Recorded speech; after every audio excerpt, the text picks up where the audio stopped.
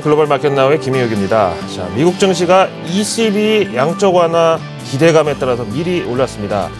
S&P 500 지수 또 한 번 사상 최고치를 썼는데요. 누가 봐도 정말 과열인데 이걸 다들 과열이라고 인정하지 않으니까 오히려 이 지수가 수렴되고 있는, 현재 미국 경제가 좋지 않음에도 불구하고 지수 자체는 당연히 이 정도는 와야 된다고 얘기하는 그런 근거가 뭘까요? 바로 유동성이겠죠.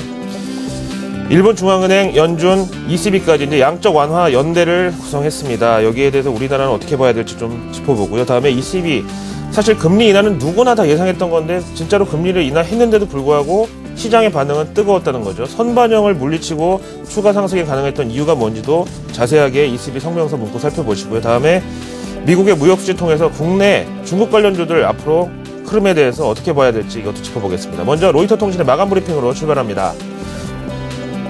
미증시 개장 전에 ECB 성명서가 나왔는데요. 과감한 양적 완화, 여기에 이제 월간은 화답을 했고요. 여기다가 오늘 미국에서 실업수당 청구 건수가 지난주에 큰 폭으로 감소했기 때문에 이번 주에는 좀 기술적으로 반등 가능성이 있다고 예상했지만 오히려 예상보다 줄어든 것으로 나타나서 일단 좋은 구실이 됐다, 핑계가 됐다. 왜냐면요, 사실 ADP 고용보고서 안 좋게 나오고 이거에 따라서 금요일 미 정부 공식 고용보고서도 안 좋을 것이다라는 예상이 나온 지 하루 만에 바로 이 매주 나오는 주간 실업수당 청구 건수를 호재로 받아들였다. 이건 누가 봐도 좀 상승을 위한 좀 괜한 핑계 같잖아요.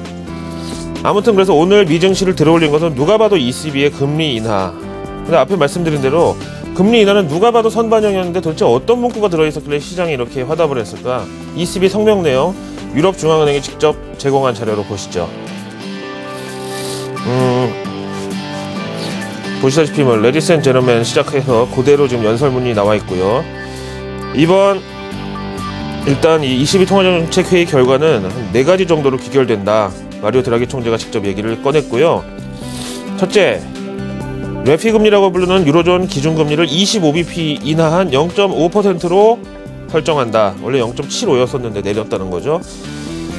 그리고 이를 5월 8일 우리 시간으로 하면 어버이날부터 발효를 하겠다고 얘기했고, 다음에 유로존 경기 부양을 위해서 이 같은 양적 완화 스탠스를 필요한 만큼은 계속 유지할 것이다. 지금 뭐 당장 출구 전략이나 이런 것에 논란 자체가 필요가 없다. 우리는 필요한 만큼 계속 가겠다, 이제 이렇게 얘기하고 있고요.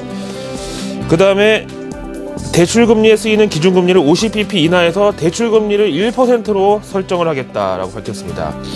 대출금리가 너무 싸죠. 1%요. 세 번째 나왔고, 네 번째는 대신에 예금금리는 현재 0%를 그대로 유지한다. 유럽은요, 은행에 갔다가 돈 예금하면은 금리가 이제 없다는, 예금 이자가 없어요. 빵원이에요, 이제는.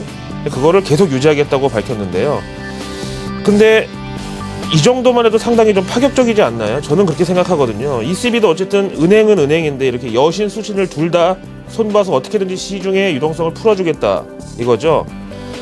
그런데 ECB 통화정책회의 결과 발표 이후에 기자간담회가 열렸는데 여기서 오고 간 내용이 또 파격적이었습니다.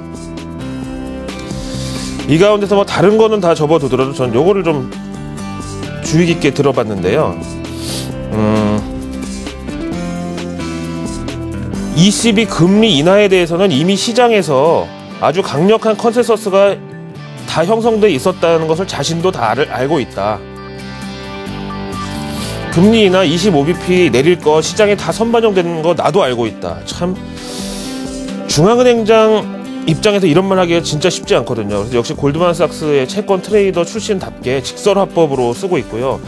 그래서 내가 선물이 좀 더 있다는 거예요. 그래서 다른 문구는 몰라도 여기 보시는 대로 필요시 추가적으로 대책에 나설 준비를 하겠다. 이게 이제 추가 금리 인하 한번 더 할 수도 있고, 뭐 OMT든 LTR든 뭐든 더 부과할 수 있다는 얘기입니다. 대신에 예금금리에 대해서는 현재 제로금리에서 좀 더 내려가도록 시장을 테크니컬리, 그러니까 기술적으로 좀 시장을 어떻게 좀 유도할 수도 있다. 심지어는 예금금리를 마이너스로 만들 수도 있다. 그래서 은행에다 예금을 하면은 이자를 주는 게 아니라 오히려 보관료를 예금자 입장에서 내야 되는 그런 상황까지도 우리는 준비를 하고 있다.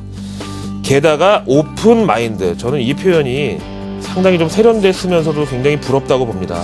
제가 뭐 우리나라 중앙은행을 떠올려서 그렇다는 얘기가 아니고요. 다른 건 다 떠나서 저렇게 소통하려는 저런 의지 표명, 정말 중앙은행이 물가나 금리만 관장하는 기관이 아니라 저런 기능이 좀 너무나 부럽다는 거죠. 그래서 시장의 신뢰감을 회복시키기에는 아주 충분하면서도 확실했다라는 조치를 볼 수가 있겠습니다. 여기에 대한 월가 현지 전문가 의견 들어보실까요? 시그너처 인베스트먼트 측의 의견입니다.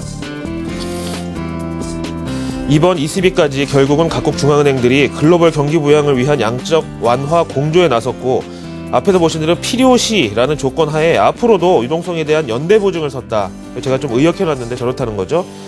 여기다가 오늘 실업수당 감소까지 겹치면서 미증시의 피로감이 상당 부분 좀 해소됐다라고 평가했고요. 이로써 올해 내내 미증시에 대한 전망은 상당히 편안하다, 컴퍼러블하다고 얘기를 했는데, 그만큼 유동성이 저렇게 받쳐주는데 증시 입장에서 뭐 안 좋을 게 뭐가 있겠느냐, 그냥 편안하게 주식 사놓고 있으면 되겠다, 뭐 이런 표현으로 봐야 되겠죠. 자, 그래서 ECB의 활약은 이번에도 컸다라고 보여지고요. 다음에 미국 경제지표 가운데 무역수지 하나만 좀 보실까요? 사실 미국의 무역수지 적자는 하루 이틀 일은 아니기 때문에 적자냐 흑자냐가 중요한 건 아닙니다. 상무부 발표자를 함께 보시겠는데요. 3월의 미국 무역수지 현황.